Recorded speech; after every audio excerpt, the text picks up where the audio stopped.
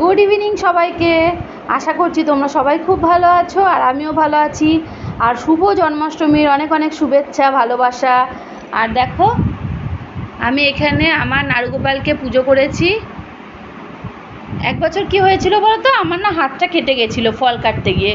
তারপর থেকে আর ফল দিয়ে পুজো দিই না, আমি মিষ্টি দিয়েই পুজো দিই নারুগোপালকে। খুব সুন্দর করে মন দিয়ে প্রাণ ভক্তি ভরে পুজো হয়েছে আমার ঘরে। আর ভাত খাইনি, ভাত খায় না জন্মাষ্টমীতে, তো উপোসই আছি, প্রসাদ খেয়েছি। তো এই যে এখন তো সন্ধেবেলা বসে আছি আমি ঠাকুরের কাছে, ধূপ ধুনো দেখিয়ে ঠাকুরের কাছে বসে আছি। আর চিত্রাঙ্গী গেছে পড়াশোনা করতে। খুব ভালো কাটলো আজকের দিনটা।